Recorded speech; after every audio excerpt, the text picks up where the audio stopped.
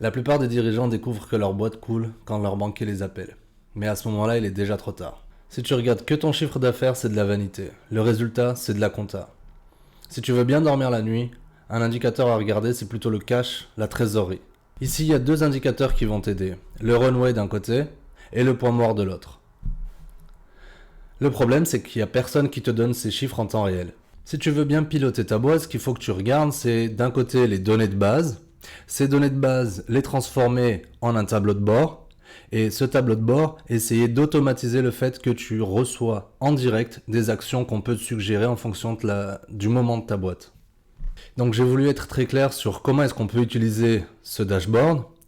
J'ai dit que ça allait être un véritable copilote financier. Ici, on va regarder comment est-ce qu'on peut générer des données. J'ai pris des données de démo, une fois pour simuler une situation de crash et une fois pour simuler une situation de croissance. Et regarder un peu les actions recommandées. Pour simplifier, j'ai décidé de prendre quelques données de base. Pour une entreprise en croissance, on a donc sa trésorerie et quelques autres informations. Et là, immédiatement, en direct, on a une analyse en cours du runway. Le temps qu'il me faut avec mon cash. Le burn rate, ici, il est négatif. Pourquoi? Parce que l'entreprise, elle génère du cash. Et donc, immédiatement, on va nous dire si l'entreprise, elle est en bonne santé. On va lui mettre une note de bonne santé. Bon, là, c'est simplifié. Et quelques recommandations, actions suggérées. L'entreprise, elle est en excellente santé. On lui dit, maintiens le cap et investis dans la croissance. Investir dans la croissance, comment?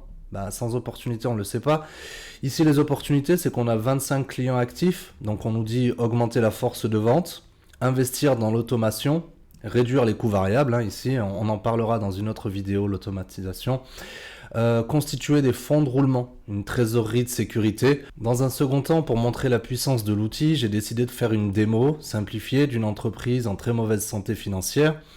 Sa trésorerie, elle est à 35 000. Si on regarde, son chiffre d'affaires prévu est inférieur aux dépenses. Les clients sont vraiment moins nombreux. Rappelez-vous, tout à l'heure, c'était 25 clients. Ici, on a 8 clients seulement. Et qu'est-ce qu'on regarde? Un runway, sa survie, il lui reste très peu de temps en réalité. Pourquoi? Parce que cette entreprise, chaque mois d'activité, elle brûle du cash. Et du coup, qu'est-ce qu'on nous dit? Quelques recommandations de type réduire les charges ou lever des fonds. Clairement ici, il s'agirait d'augmenter le prix ou de réduire les coûts variables. Pourquoi? Parce que la marge, elle est clairement insuffisante. On a un burn rate qui est trop élevé, 21 000 euros par mois, c'est-à-dire que l'entreprise détruit sa trésorerie.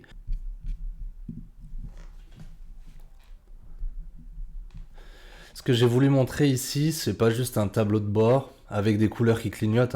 Ce que j'ai voulu prouver, c'est que piloter une PME avec de l'intuition au doigt mouillé en 2026, c'est fini. La différence entre l'entreprise qui s'effondre dans 60 jours et celle qui investit sereinement, c'est la visibilité. En tant que data stratégiste, mon job est de transformer votre comptabilité morte en une arme de guerre pour votre croissance. Cet outil, Zin Insights, vous permet d'arrêter de subir vos chiffres pour enfin commencer à les commander. Ceux qui sont intéressés par le fait de piloter leur boîte plutôt que de la subir, n'hésitez pas à m'envoyer en commentaire le mot template et je vous donne le modèle que j'ai utilisé ici. Et si jamais, vous pouvez aussi me demander des outils plus personnalisés pour votre boîte en fonction de ses besoins particuliers.